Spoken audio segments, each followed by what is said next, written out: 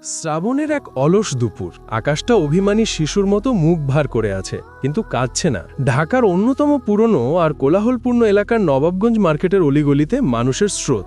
সেই স্রোতের মধ্যেই মিশেছিলেন আনিসা রহমান। পরনে তার বহু ব্যবহারে বিবর্ণ হয়ে যাওয়া একটা সাধারণ সালোয়ার কামিজ, পায়ে একজোড়া চপ্পল আর কাঁধে ঝোলানো কাপড়ের ব্যাগটা দেখলেই বোঝা যায় আভিজাত্যের বাতাস তার আশেপাশে নেই। মুখের ওপর এসে পড়া কয়েকটা অবাধ্য চুল তিনি বারবার কানের পেছনে চালান করে দিচ্ছিলেন। তাকে দেখে বোঝার কোনো উপায় নেই যে এই শান্ত সাধারণ চেহারার নারীটি ঢাকা মেট্রোপলিটন পুলিশের ডিটেকটিভ ব্রাঞ্চের ডেপুটি কমিশনার। বাবার মৃত্যুবার্ষিকী সামনে, প্রতি বছরের মতো এবারও তিনি দুস্থদের জন্য কিছু কাপড় কিনবেন বলে একাই বেরিয়ে পড়েছেন। তার বাবা শিখিয়েছিলেন, দান যখন করবে এমনভাবে করবে যেন তোমার ডান হাতও টের না পায় বাম হাত কি দিল। তাই এই দিনটিতে তিনি তার পদ, পরিচয়, ক্ষমতা সবকিছু উর্দিটার সাথে আলমারিতে তালাবদ্ধ করে আসেন। আজ তিনি শুধু একজন মেয়ে যে তার বাবার আত্মার শান্তির জন্য কিছু করতে চায়। অনেকগুলো দোকান ঘুরে অবশেষে তিনি শিকদার বস্ত্রালয় নামের বেশ বড় সড়ো একটা দোকানে এসে থামলেন। বাইরে থেকে চাকচিক্য থাকলেও ভেতরে কেমন যেন একটা গুমোট ভাব। দোকানের মালিক হারুন শিকদার ক্যাশ কাউন্টারে বসে স্থূল আঙুলের টাকা গুনছিলেন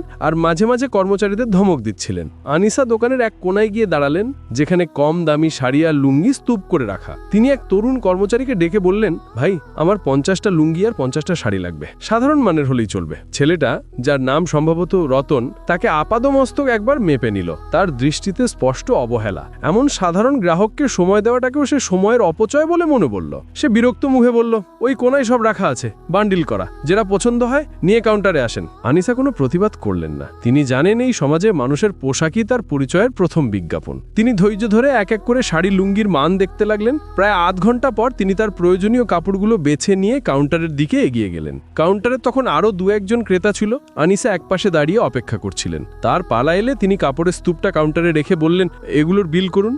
হারুন শিকদার তার দিকে না তাকিয়ে বললেন, রতন, বিলটা করে দে। আনিসা বিল দেওয়ার জন্য তার কাপড়ের ব্যাগ থেকে মানি ব্যাগ বের করতে যাবেন, ঠিক সেই মুহূর্তেই তার ফোনটা বেজে উঠল। তিনি ফোনটা হাতে নিয়ে দেখলেন কমিশনার স্যারের কল। এই মুহূর্তে তিনি কলটা ধরতে চাইলেন না। ফোনটা কেটে দিয়ে তিনি সেটা কাউন্টারের এক পাশে রাখলেন এবং মানি ব্যাগটা বের করলেন। ঠিক সেই মুহূর্তেই হারুন শিকদার চিৎকার করে উঠলেন, আমার মোবাইল, আমার মোবাইলটা কোথায় গেল? কাউন্টারে একটা হইচই শুরু হয়ে গেল। হারুন শিকদার টেবিলের নিচে আশেপাশে তাকাতে লাগলেন। তার চোখ মুখ লাল। রতনও খোঁজাখুঁজি শুরু করলো। হঠাৎ হারুন শিকদারের চোখ পড়ল আনিসার পাশে রাখা সাধারণ চেহারার ফোনটার উপর। তারপর তার দৃষ্টি গেল আনিসার দিকে। তার চোখে ফুটে উঠল হিংস্র এক সন্দেহ। তিনি আনিসার দিকে আঙ্গুল তুলে বললেন, এই মহিলাই আমার ফোন চুরি করেছে। আমি নিজের চোখে দেখেছি সে আমার ফোনটা হাতে নিয়েছিল। আনিসা স্তম্ভিত হয়ে গেলেন। তিনি শান্ত গলায় বললেন, আপনি ভুল করছেন, এটা আমার ফোন, আমি আপনার ফোন দেখিনি। চুপ করো চোরের মা। হারুন শিকদার এবার গলা আরো চড়ালেন। গরিবের মতো পোশাক পরে এসে বড় দোকানে ঢোকা হয় শুধু চুরি করার জন্য। আমি তো দেখেই বুঝেছিলাম এর মতলব ভালো না। রতনও মালিকের সাথে গলা মেলালো, হ্যাঁ চাচা, আমিও দেখেছি উনি আপনার ফোনের দিকে কেমন করে তাকাচ্ছিলেন, সুযোগ পেয়ে গায়েব করে দিয়েছে। আনিসার পৃথিবীটা যেন এক মুহূর্তের জন্য দুলে উঠল। তার দীর্ঘ কর্মজীবনে তিনি বহু বড় বড় অপরাধী দেখেছেন, তাদের মনস্তত্ত্ব বোঝার চেষ্টা করেছেন, কিন্তু আজ একজন সাধারণ দোকানদারের কাছ থেকে এমন নির্লজ্জ মিথ্যা অপবাদ শুনে তিনি ভাষা হারিয়ে ফেললেন। দোকানের ভেতরে থাকা অন্য ক্রেতারা এবং বাইরের পথচারীরাও গোলমাল শুনে ভিড় জমাতে শুরু করল। কিছুক্ষণের মধ্যেই শিকদার বস্ত্রালয়ের সামনে একটা ছোটখাটো জটলা তৈরি হয়ে গেল। মানুষ উৎসুক চোখে তামাশা দেখতে লাগলো। একজন ভিড়ের ভেতর থেকে মন্তব্য করল, মুখ দেখে তো চোর মনে হয় না, কিন্তু দিনকাল যা পড়েছে। আরেকজন বলল, এই সব মহিলাই হলো সবচেয়ে ভয়ানক, বাইরে এক, ভেতরে আর এক। হারুন শিকদার ভিড়ের সমর্থন পেয়ে আরো সাহসী হয়ে উঠলেন। তিনি আনিসার হাত ধরে টানতে গিয়ে বললেন, বের কর আমার ফোন, ভালোই ভালোই দিয়ে দে, নইলে কিন্তু পুলিশে দেব।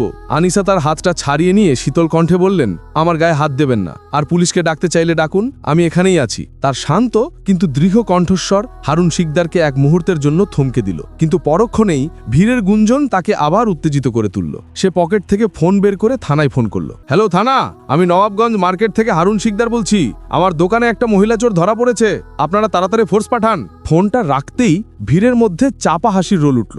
এবার মজাটা দেখ, পুলিশের মার যখন পড়বে সব বের হয়ে যাবে।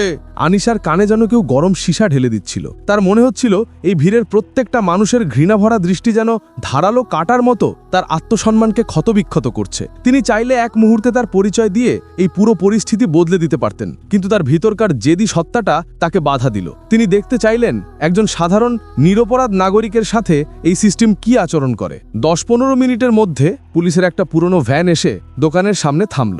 ভ্যান থেকে নামলেন সাব ইন্সপেক্টর বশির, সাথে দুজন কনস্টেবল। এসআই এসআই বশিরের চেহারা একটা আলস্য আর বিরক্তির ছাপ। এলাকার দোকানদারদের কাছ থেকে নিয়মিত মাসোহারা পাওয়ায় তাদের প্রতি তার একটা বিশেষ দুর্বলতা ছিল। হারুন শিকদার ছুবে গিয়ে তাকে সালাম দিয়ে বলল, বশির সাহেব, বাঁচালেন। এই দেখুন, এই মহিলা আমার নতুন দামি ফোনটা চুরি করেছে। কিছুতেই স্বীকার করছে না। এসআই বশির কোনো প্রশ্ন না করে, ঘটনার বিন্দুমাত্র তদন্ত না করে সরাসরি আনিসার দিকে তাকালেন। তার দৃষ্টিতে ছিল চূড়ান্ত অবজ্ঞা। কে রে, নাম কি তোর? ফোন কোথায় রেখেছিস? আনিসা স্থির চোখে তার দিকে তাকিয়ে বললেন, আমি চুরি করিনি। উনি মিথ্যা বলছেন। সব চুরি প্রথমে এই কথা বলে। বশির ব্যঙ্গ করে হাসল। থানায় চল, ওখানে গেলেই সব সত্যি কথা গড়গড় করে বেরিয়ে আসবে। সে একজন নারী কনস্টেবলকে ইশারা করলো। নারী কনস্টেবল এগিয়ে এসে প্রায় হেঁচকা টানে আনিসার হাত ধরল। চলো, বেশি নাটক করবে না। সেই মুহূর্তে আনিসার ধৈর্যের বাঁধ ভেঙে যাওয়ার উপক্রম হলো। একজন পুলিশ অফিসার হয়ে আরেকজন পুলিশের কাছ থেকে এই অপমান, কিন্তু তিনি নিজেকে সামলে নিলেন। আজ তিনি তার শেষ দেখবেন। তাকে যখন পুলিশ ভ্যানের দিকে নিয়ে যাওয়া হচ্ছিল, ভিড় তখন উল্লাসে ফেটে পড়ছিল। কেউ টিটকিরি কাটছিল, কেউ বা হাসছিল। হারুন শিকদারের মুখে ছিল বিজয়ীর হাসি। আনিসাকে ভ্যানে তোলার পর সে এসআই বশিরের পকেটে সন্তর্পণে কিছু টাকা গুজে দিল। পুলিশ ভ্যানের ভেতরটা অন্ধকার আর ভ্যাপসা। আনিসা এক্ষণায় চুপ করে বসেছিলেন। তার চোখের সামনে তার বাবার মুখটা ভাসছিল। তিনি ভাবছিলেন, বাবা, তুমি সবসময় বলতে সত্যের পথ কঠিন। আজ আমি সেই পথের কঠিনতম পরীক্ষাটা দিচ্ছি। তার মনে কোনো ভয় ছিল না, ছিল কেবল গভীর এক দুঃখ আর জমে ওঠা এক শীতল ক্রোধ। নবাবগঞ্জ থানায় পৌঁছানোর পর তাকে নামিয়ে সরাসরি ওসির ঘরের সামনে নিয়ে যাওয়া হলো। থানার পরিবেশটা আরও হতাশাজনক। কয়েকজন অপরাধী হাজতের ভেতরে বসেছিল। দেয়ালে পানের পিকের দাগ আর বাতাসে একটা চাপা অস্বস্তি। এসআই বশির ওসি ফেরদৌস আহমেদের ঘরে ঢুকে স্যালুট করে বলল, স্যার, মার্কেট থেকে একটা মহিলা চোর ধরে এনেছি। দোকানদারের ফোন চুরি করেছে। ওসি ফেরদৌস আহমেদ, যিনি একটি ফাইলে মনোযোগ দিয়েছিলেন, মুখ না তুলেই বললেন, ঠিক আছে, ভেতরে পাঠাও, কেস ফাইল তৈরি করো। আনিসাকে হাজতের দিকে নিয়ে যাওয়া হচ্ছিল। একজন কনস্টেবল খাতা কলম নিয়ে তার নাম ঠিকানা লেখার জন্য প্রস্তুতি নিচ্ছিল। নাম কি? আনিসা এবার মুখ খুললেন। তার কণ্ঠস্বর ছিল শান্ত, কিন্তু তার মধ্যে এমন এক ধার ছিল যা পুরো থানার পরিবেশকে যেন চিরে ফেলল। আনিসা রহমান। বাবার নাম মরহুম আশফাকুর রহমান। ঠিকানা? আনিসা তার সরকারি বাসভবনের ঠিকানা বললেন। কনস্টেবল ঠিকানাটা শুনে একটু অবাক হলো, কিন্তু কিছু বলল না। পেশা? এই প্রশ্নটার জন্যই আনিসা অপেক্ষা করছিলেন। তিনি কনস্টেবলের চোখে চোখ রেখে ধীরে ধীরে প্রতিটি শব্দ পরিষ্কারভাবে উচ্চারণ করে বললেন, deputy commissioner, detective branch, Dhaka metropolitan police.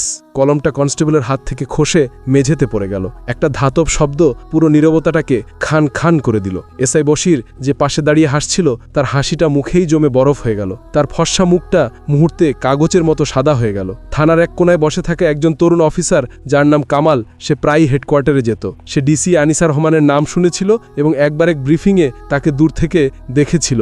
নাম এবং ঠিকানা শুনেই তার মাথা ঘুরে গেল। সে চেয়ার ছেড়ে লাফিয়ে উঠে এমন জোরে হ্যাটেনশন ভঙ্গিতে দাঁড়ালো যে তার বুটের শব্দ হলো। কাপা কাপা গলায় এসে চিৎকার করে উঠল, ম্যাডাম!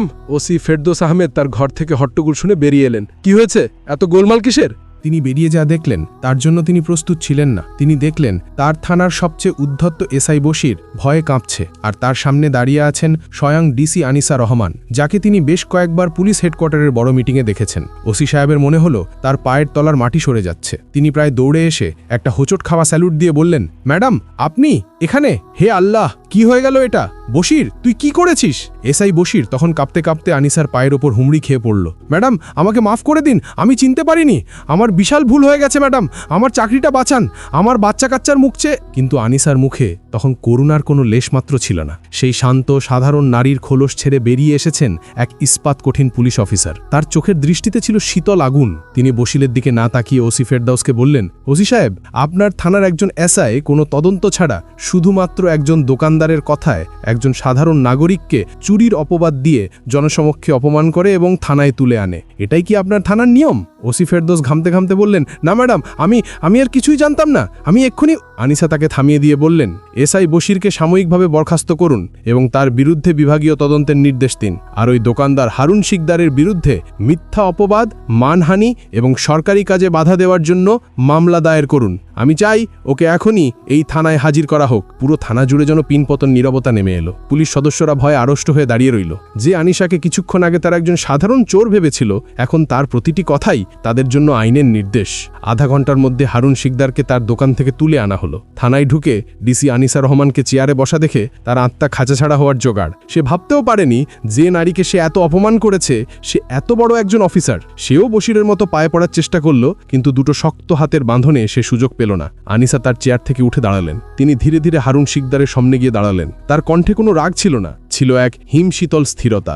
আপনি আমাকে আমার পোশাক দেখে বিচার করেছিলেন, তাই না? ভেবেছিলেন একজন সাধারণ মহিলাকে যা খুশি তাই বলা যায়, যা খুশি তাই করা যায়। আপনি শুধু আমাকে অপমান করেননি, আপনি এই দেশের প্রত্যেকটা সাধারণ সৎ মানুষকে অপমান করেছেন, যারা নিজেদের সীমিত সামর্থ্য নিয়ে সম্মানের সাথে বাঁচার চেষ্টা করে। তিনি তার ব্যাগ থেকে বাবার জন্য কেনা কাপড়গুলো বের করে পাশে দাঁড়ানো অফিসার কামালের হাতে দিয়ে বললেন, এই কাপড়গুলো আমার বাবার মৃত্যুবার্ষিকীর জন্য, এগুলো যেন ঠিক জায়গায় পৌঁছে যায়। তারপর তিনি তার নিজের ফোনটা বের করে কমিশনার স্যারকে কল করলেন। স্যার, আনিসা বলছি, আমি নবাবগঞ্জ থানায় আছি। এখানে একটা ছোট ঘটনা ঘটেছে, তবে সবকিছু এখন নিয়ন্ত্রণে। ফোন রেখে তিনি দরজার দিকে এগিয়ে গেলেন। থানার সমস্ত পুলিশ অফিসার, কনস্টেবল, এমনকি ওসি সাহেবও সারিবদ্ধভাবে দাঁড়িয়ে তাকে স্যালুট করল। তাদের স্যালুটে ভয় আর সম্মান মিলেমিশে একাকার হয়ে গিয়েছিল। আনিসা রহমান যখন থানা থেকে বেরিয়ে এলেন, তখন আকাশ ভেঙে বৃষ্টি নেমেছে। বৃষ্টির প্রতিটি ফোঁটা যেন তার সমস্ত অপমান আর যন্ত্রণা ধুয়ে নিয়ে যাচ্ছিল। তিনি গাড়িতে বসে কাঁচের বাইরে তাকিয়ে ভাবছিলেন, এই স্যালুটটা তিনি পাননি, এই স্যালুট পেয়েছে তার পদ, তার ক্ষমতা। কিন্তু তিনি এই ক্ষমতা ব্যবহার করবেন সেই সব সাধারণ মানুষদের জন্য, যাদের পরিচয়ের জন্য কোনো উর্দি নেই, যাদের হয়ে কথা বলার কেউ নেই। বাবা শেখানো সেই পাঠ তার মনে আবার বেজে উঠল। সত্যের পথ কঠিন, কিন্তু শেষ পর্যন্ত বিজয় সত্যেরই হয়।